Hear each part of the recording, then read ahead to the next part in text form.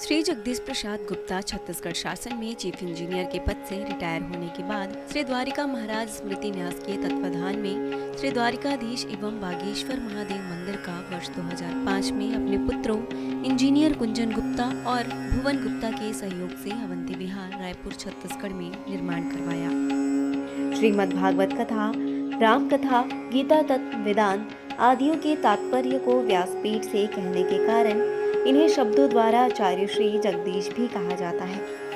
अपना संपूर्ण जीवन परमात्मा की सेवा में दे दिया। आपने परमात्मा भगवान श्री द्वारिकाधीश के दिव्य गुणों और कर्मों को लेकर अभी तक 15 ग्रंथों की रचना की है। इन सभी ग्रंथों को भारतवर्ष के जगत गुरु और महापुरुष संतों के द्वारा आशीर्वाद प्राप्त हुआ है। इनमें से श्वेता स्वरूप उपनिषद, श्री राम कथा अमृत से अनमोल, मुंडक उपनिषद, कथा उपनिषद, सरलतम बोध, इन पुस्तकों पर उनके सारे प्रवचन यूट्यूब पर अपलोड कर दिए गए हैं। किताबों का नाम डालकर लिंक ओपन करके आप उसका आनंद उठा सकते हैं। श्रीमद् भागवत और वेदांत सार प्रथम खंड के द्वितीय विचार सृष्टि विज्ञान के द्वारा परमात्मा का निरूपण, इसका उद्बोधन सुन रहे हैं आप। श्रीमद् भागवत और वेदांत सार प्रथम खंड के द्वितीय विचार सृष्टि विज्ञान के द्वारा परमात्मा का निरूपण, इसका उद्बोधन सुन रहे हैं आप। हरि ओम।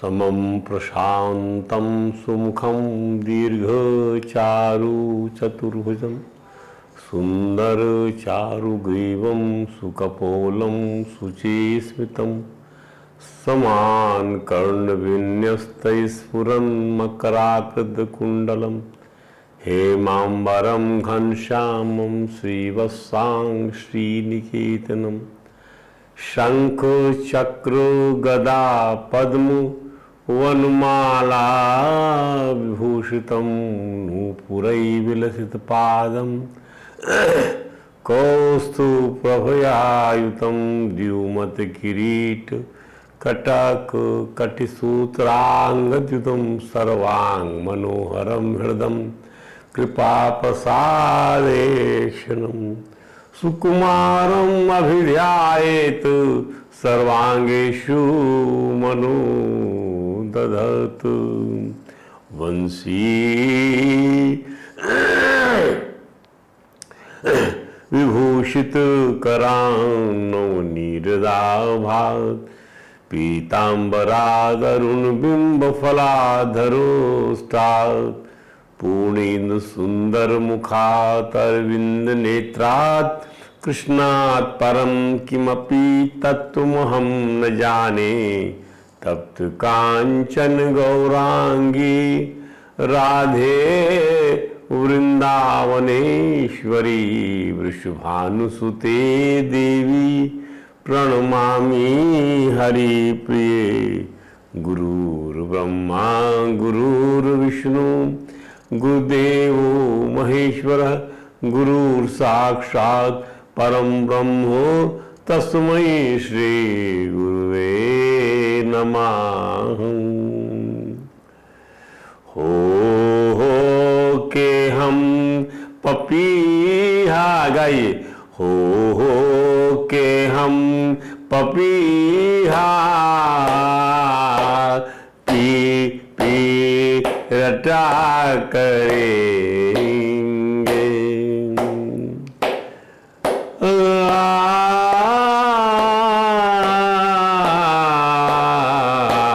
तुम स्वाति बूंद बनकर प्यासों पे दया करना, इस तन में रमा करना, इस मन में रमा करना। हम मोर बन के मोहन नाचा करेंगे वन में आ।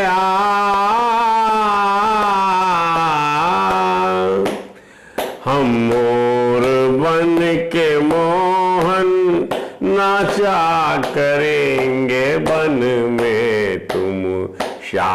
घटा बनकर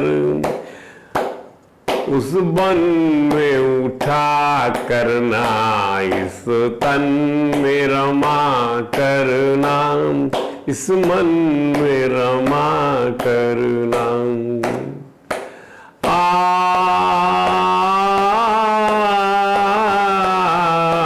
राधे श्याम तुमको इस जग में निहारेंगे, तुम दीन बंधु बनकर दीनों पे दया करना, इस तन में रमा करना, इस मन में रमा करना। हरे राम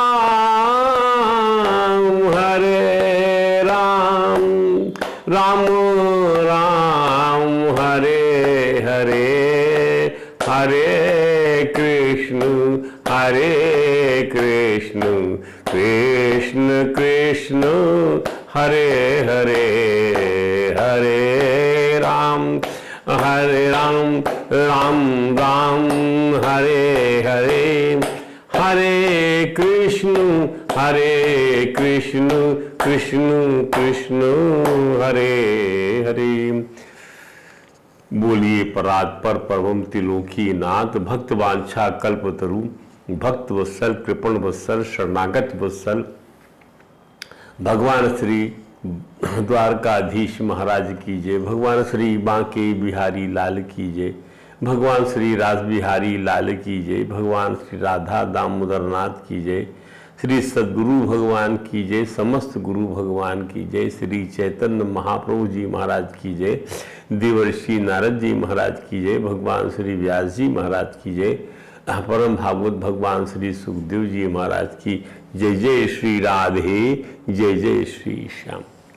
आइए, भगवान कपिल अपनी माँ देवहूति को उपदेश कर रहे हैं, प्रकृति और पुरुष का विवेक समझा रहे हैं।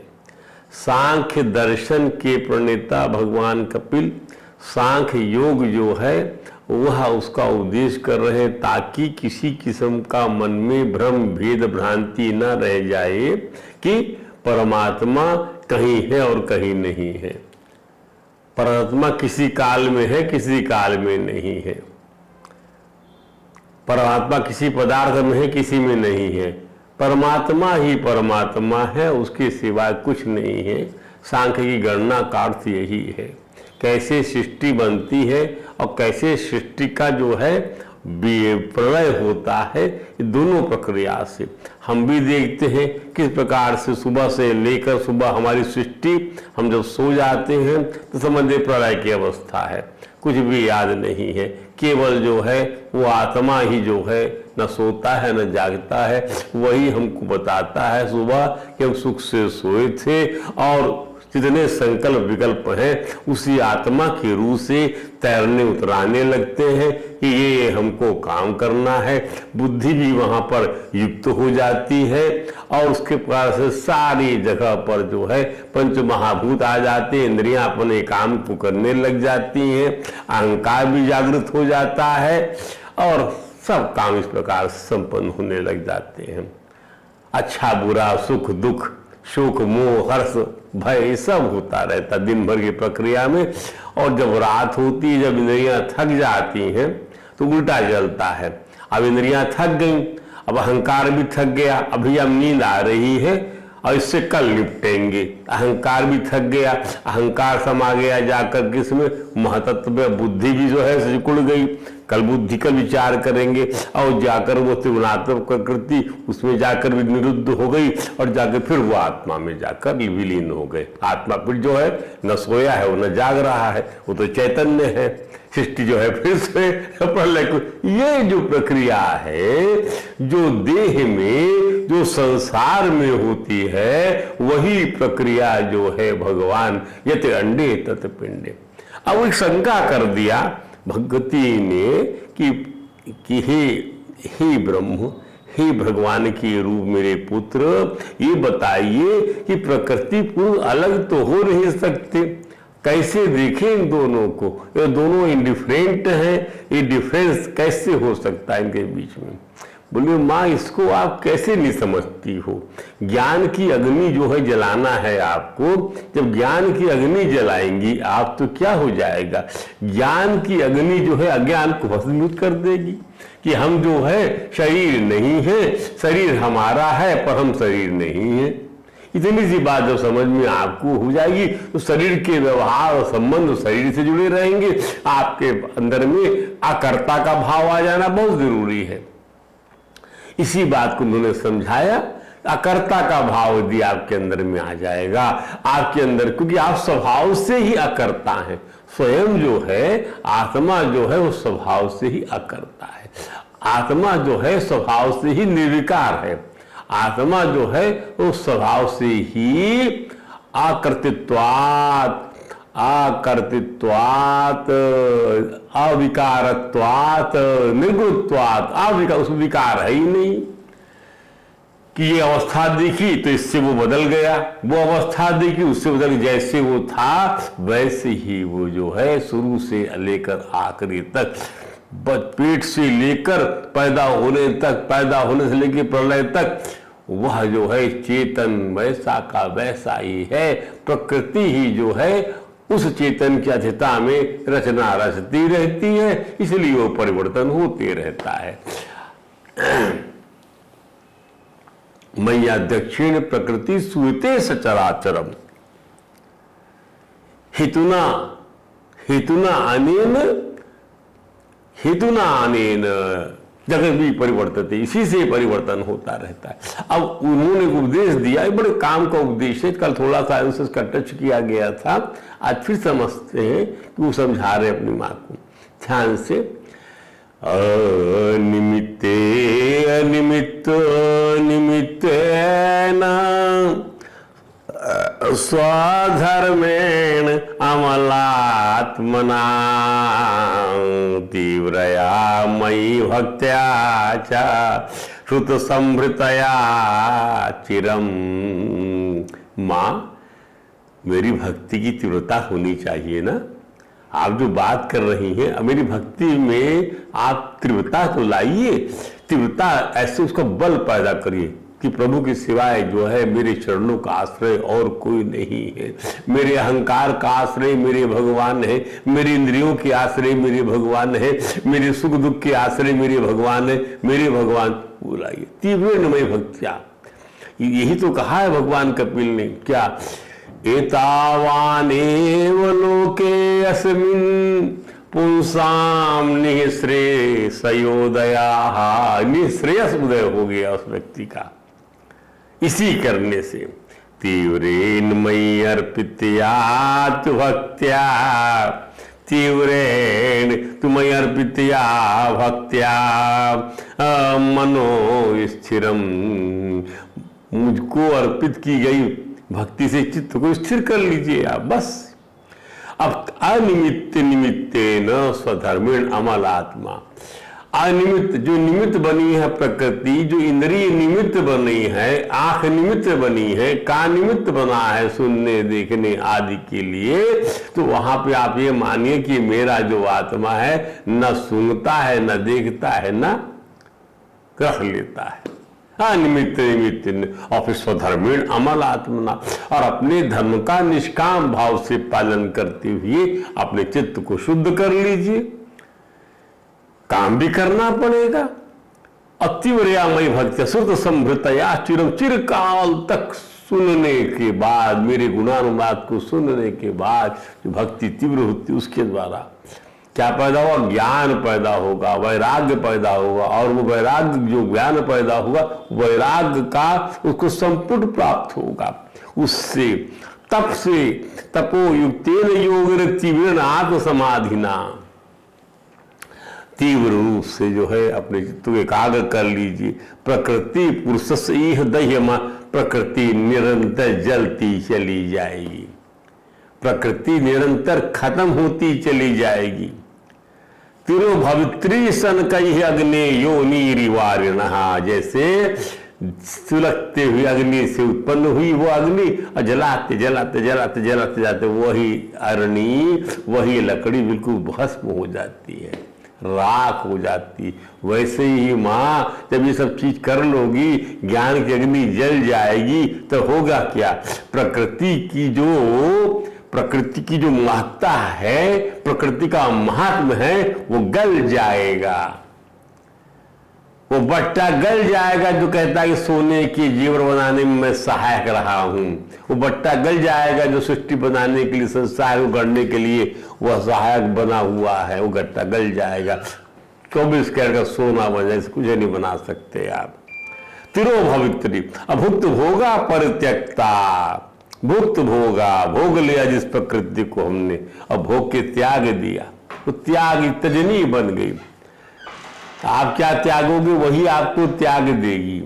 आपके दांत टूटेंगे, आपको उसका कुछ नहीं होने वाला। आपके अंदर ये फीलिंग होनी चाहिए कि इसके अंदर दोष है, दृष्ट दोषा से नित्य से, नित्य दोष देखिएगा कि आज तो ये ऐसा आज मेरे दांत है तो अच्छी लग रही नहीं। अर्थात रसन इंद्रिय पर नियंत्रण करना होगा। मन तो आपके बस में होना चाहिए। रजोगुण से बनी इंद्रियां हैं, पर मन जो है सतगुण से बना हुआ है और उससे श्रेष्ठ है। उसमें परमात्मा का बल है मन के अंदर में। ध्यान दीजिए। तो ना ईश्वरस अशुभम दत्ते, फिर जो है पुरुष का वह कुछ अशुभ नहीं कर सकती, क्योंकि पुरुष जो है अपने परमात्मा के साथ साधर्मता को प्राप्त हो गया है। ये इसका अर्थ था, तो कल ज्यादा नहीं बता पाए थे। अब आप समझिए।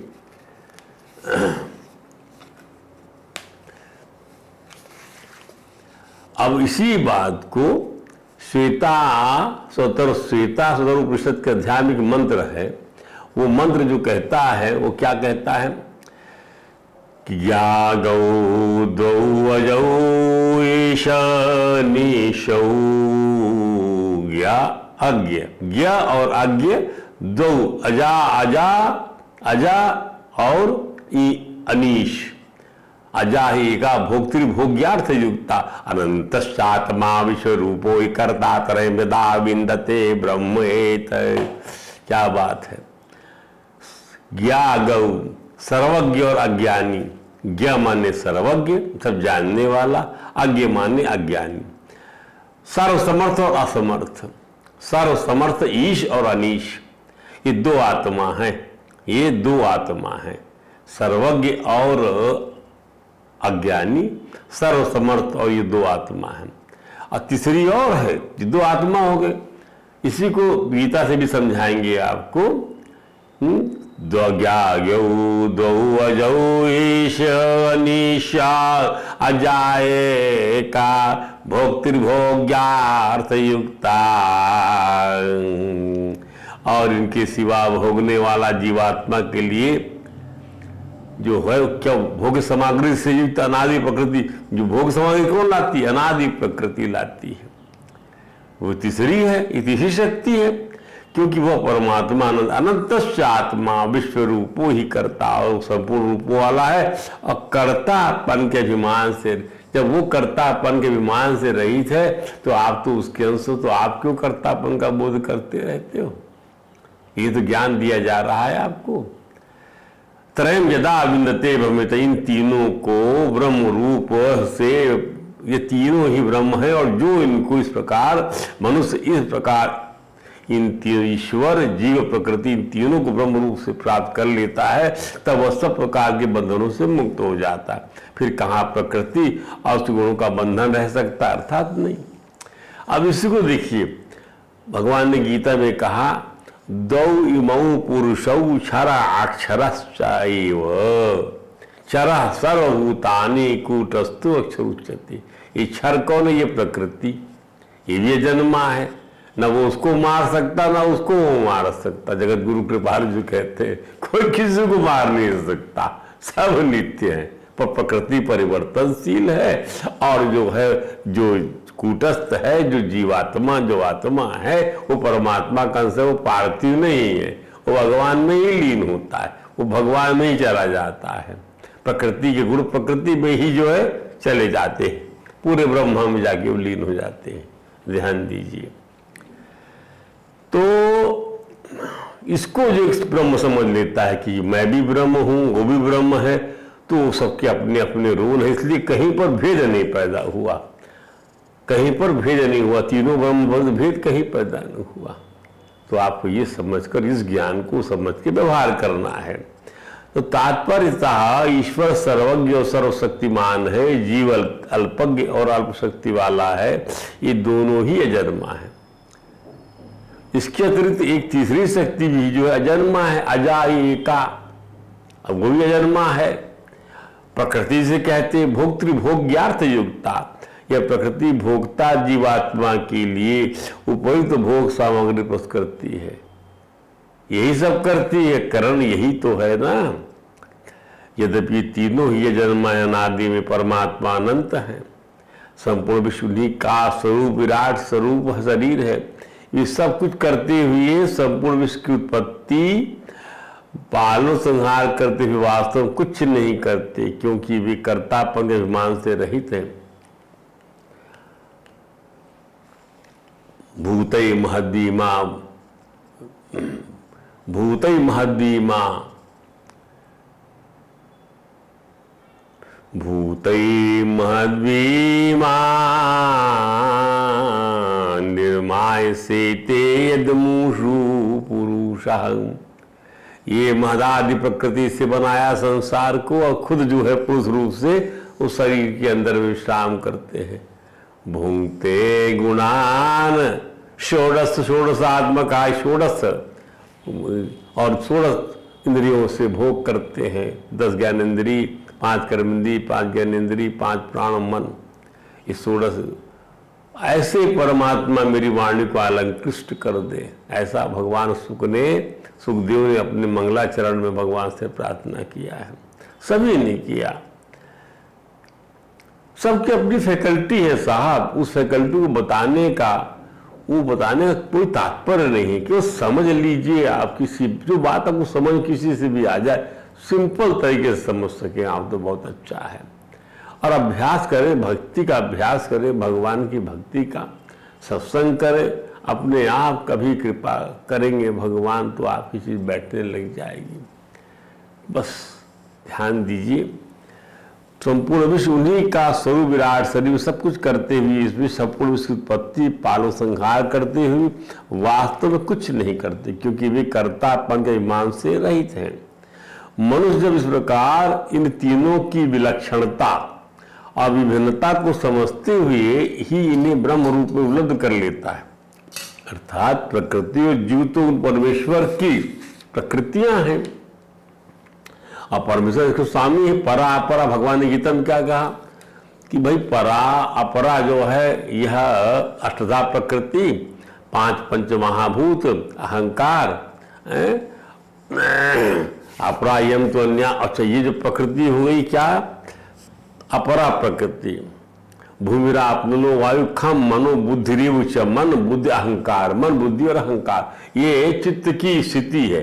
भगवान ने इसमें मन बुद्धि अहंकार का चित्त नहीं कहा, चित्त तो स्वयं है। अंतःकरण की चौथी अवस्था चित्त है, चित्त वासुदेव जहां रहते हैं वह जगह, वो जगह में वह कुटस्थ के रूप में भगवान विराजमान है। अष्टधा प्रकृति में भाव आया ये, भूमिरापन लो वायु खम मनो बुद्धिरेव च अहंकार तीयम में भिन्ना प्रकृति रष्टधा अपरायम तु अन्याम प्रकृति विद्धि में परा प्रकृति, अपरायम तो अन्याम विद्धि में, अपरायम तो अन्याम विद्धि में परा प्रकृति, अपरायम तो अन्याम विद्धि में परा जीवभूता महाबाहो येदम धार्यते जग। जीवभूत वाली जो शक्ति है, जीवभूत वाली जो मेरी पराशक्ति है, वह जो धारण करती है शरीर को, संसार को, प्रकृति को, वो धारण करती है। एतद्योनि भूतानि सर्वाणि तुधारय अहम कृष्णस्य अहम कृष्णम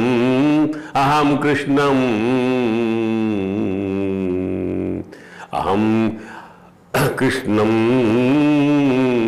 सर्वाणि एतद्योनि भूतानि सर्वाणि तु धारय। सबको जो धारण करने वाला अहम कृष्णम सर्वम, ये जो है इस सबको जो धारण करने वाला है वो मैं हूं। अहम एतद्योनि भूतानि सर्वाणि धारय, अहम कृष्णम जगतम धारण, मैं इसकी सब कृष्ण जगत को मैं धारण किए हुए हूं, इन दोनों की इस कारण से भगवान कहते हैं। अब यहां पर क्या अर्थ हुआ इसका, गीता में जब भगवान ने बताया तो भगवान कपिल ने अपनी माता जी को एक और बात स्पष्ट किया। अभी बात और यहां समझ लीजिए, जिस प्रकार स्वप्न सोने वालों के लिए अनर्थकारी है लेकिन जागने वालों के लिए मोह का हेतु नहीं है। स्वप्न जो सो रहे हैं उनके लिए अनर्थकारी है, लेकिन जब जो जाग रहा है उसके लिए कहाँ मोह, जाग गया है, वहां कहाँ स्वप्न है। इसी प्रकार प्रकृति अज्ञानी के लिए अनर्थकारी है। भगवान कहते हैं अहम कृष्ण जगता प्रभव प्रलयस्तथा एतद्योनीनि भूतानि सर्वाणि तुधारय। हम कृष्णस्य जगतः प्रभवः प्रलय, मैं संपूर्ण जगत का उत्पत्ति का हेतु हूं, पालन का हेतु हूं, प्रलय का हेतु हूं। ये दोनों शक्तियां जो है मेरी है, अपरा और परा। तो और क्या होता है, प्रकृति परमेश्वर के स्वामी एतद्योनि भूतानि सर्वाणि तुधारय, ये सबको मैं धारण करता हूं, धारण करके रखा हुआ तो स्वामी हूं। और जो इनको प्रत्यक्ष इस प्रकार प्रत्यक्ष कर लेता है तब वह सब प्रकार के बंधनों से मुक्त हो जाता है। जिस प्रकार स्वप्न सोने वालों के लिए अनर्थकारी लेकिन जागने वालों के लिए मोह का हेतु नहीं है, इसी प्रकार प्रकृति अज्ञानी के लिए अनर्थकारी है।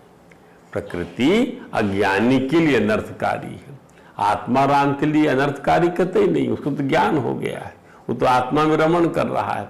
जब मनुष्य जन्म जन्म के संस्कारों से शुद्ध हो लेता है और उसको ज्ञान हो जाता है तब उससे भगवत भक्ति की प्राप्ति होती, तत्व का अनुभव होता है। क्या बात, जन्म जन्म के संस्कारों से शुद्ध हो जाता है, संस्कृति निवृत्त हो जाती है, लिंग शरीर नष्ट हो जाता है, तब उसको ज्ञान होता है, तब उसे भगवत भक्ति की प्राप्ति होती है। जब जन्म जन्म के संस्कारों से शुद्ध हो जाए, ज्ञान हो जाए, तब उसे भगवत भक्ति की प्राप्ति होती। अर्थात आप जो भक्ति कर रहे हैं, आप जो है शुद्ध अंतःकरण की ओर बढ़ चुके हैं।